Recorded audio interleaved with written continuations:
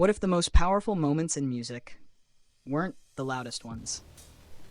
What if the songs that truly change us aren't the ones we scream along to, but the ones we listen to alone, late at night, with the volume low and our thoughts wide open? What if just 4 words, "Don't say you love me," could travel across oceans and still feel like they were written for one single heart? Because this isn't just a story about awards. This is a story about emotion traveling farther than expectation. On December 30th at the 2025 Asian Pop Music Awards, held online and judged by an international panel of music professionals, Jin of BTS quietly made history as a solo artist. No dramatic stage, no roaring crowd. Yet when the results were announced, the impact was undeniable. Jin won 2 of the most meaningful honors of the night, Record of the Year and Song of the Year. Not for a flashy anthem, not for a trend-driven hit, but for a song about letting go. Released as the title track of his second mini-album Echo, Don't Say You Love Me doesn't rush to impress you. It approaches gently. The melody is simple, almost fragile. The vocals are restrained as if every note is carefully held back, afraid to say too much. And the emotion feels unfinished, like a goodbye that was never fully spoken.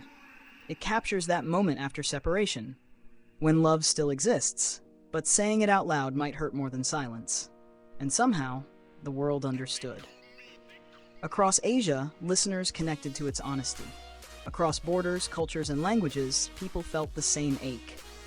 Rolling Stone India recognized it as one of the best K-pop tracks of 2025, praising its emotional depth and timeless quality. In the United States, something remarkable happened.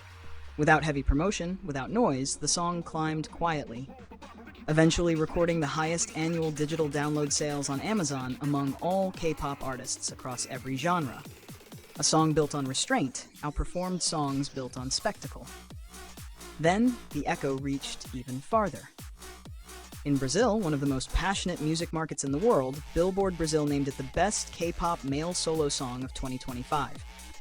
And in São Paulo, at the Break Tudo Awards, Don't Say You Love Me was crowned International Hit of the Year. Think about that for a moment. A Korean solo song about quiet heartbreak becoming an international hit in a country known for explosive rhythm and emotion. That's not coincidence. That's connection. In Mexico, Jin's presence continued to grow. For 2 consecutive years, he was selected as 2025 K-pop Artist by House Radio, one of the country's leading online pop music stations. And the song itself earned a nomination, proof that this wasn't a one-time moment, but a sustained resonance. And finally, the recognition came home. At the Asian Pop Music Awards, an event created to honor pop artists across Asia through expert judging, Don't Say You Love Me stood among the year's best. It didn't win because it was loud. It won because it lasted, because it stayed with people long after the song ended. This moment marks something important.